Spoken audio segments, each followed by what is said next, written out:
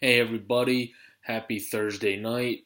I said my last video was my last of the night, but I lied because I figured I'd do a Sixers recap right after the game.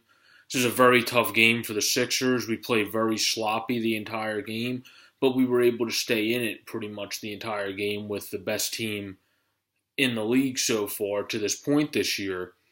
And that in itself says something.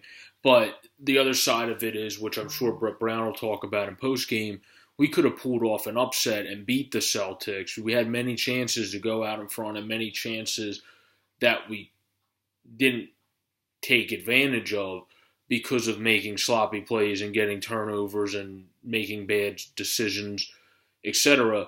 But overall, this is a good sign for the Sixers because we have two more games against the Celtics, which likely Embiid would be part of, and TJ McConnell. We did this without TJ McConnell, who's a big part of our team too, and the biggest part of our team, Joel Embiid. He had too many turnovers. We had 19 turnovers. The Celtics had 15 or 16, I believe. So overall, it was a sloppy game on both sides. But usually in those games, the elite team finds a way to beat the good team, which is the Sixers, or very good team, and the Celtics are elite. So against those teams, you can't make as many sloppy plays as we did. Looking at stats, though, Saric had a solid game with 18 points, 10 boards, and 4 assists. Simmons had 15, 6, and 7. Redick had 17 points and started coming along, and we need him to get going with 3 rebounds and 5 assists. And then Bayless made a lot of costly mistakes in the game, but hit a few threes. But he overall didn't have a very good game because he turned the ball over and made a lot of bad decisions. TLC stepped up tonight with a few threes. He had 11 points and 4 rebounds. Robert Covington is someone we really need to get going sooner rather than later. He had 11 points, but his shooting wasn't good at all, and 5 rebounds. Good thing, though, is he didn't let his shooting affect his defense. He still made a lot of good defensive plays.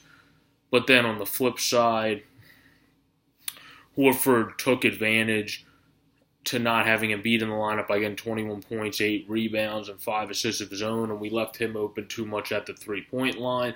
That was another big problem for the Sixers. We didn't have good perimeter D today, and combining that with sloppy play, you're not going to beat great teams.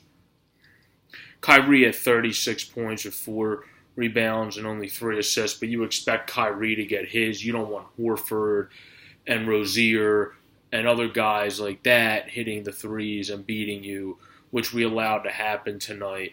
So we could have came out and had a better game.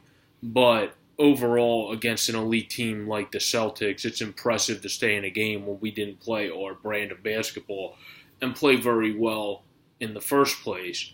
And that's impressive in itself. So I think we are definitely going to beat the Celtics at some point this year because we stayed in the game and played very well at the Garden without Joel, like I said, and without TJ McConnell, which is big and a big step for a young team without those two guys.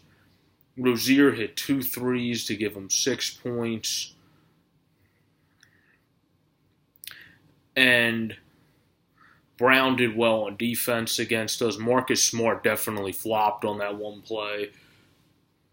But if you get the call, you get the call. It's worth a shot, but that was definitely a flop. The refs weren't that great in this game either, but that's by far not the reason we lost this game. We were too sloppy, and against great teams, you can't afford to be that sloppy. It will always come back to hurt you. And that's just ended up what happened. Our shooting percentage wasn't very good. We ended up getting it up a little bit in the end. It was 42, but that was against the Celtics, 51%. So they shot the ball a lot better. We shot the ball a little bit better from the 3, actually, than the Celtics, but both shot well from the 3. Both teams didn't play great perimeter D. Like I said, overall, this was an overall sloppy game, but it was a huge step in the right direction for the Sixers to play very well against a Celtics team while not playing their brand of basketball very great themselves. many turnovers, many bad shot selections, many mistakes, and we were still able to stay in the game, which bodes well for the future and definitely bodes well to having confidence. And once you rectify these turnovers and mistakes, which we should be able to do before Saturday against Detroit, I don't see any reason why we can't beat the Pistons after playing the Celtics this competitively. We played in part of the game the Cavs competitively, and in obviously part of the game the Warriors. I don't see why, and we already beat the Pistons earlier this year, but that's when they were not as good. We should be able to beat them and come home and beat the Pistons after playing a competitive match through a sloppy game against the Celtics. Well, this has been a recap on the Sixers game. Tomorrow, because I'm busy Saturday, I'll have a look ahead to the Flyers and Sixers game, which is on Saturday, and I'll share those tomorrow. Then I'll reshare them on Saturday for people to see.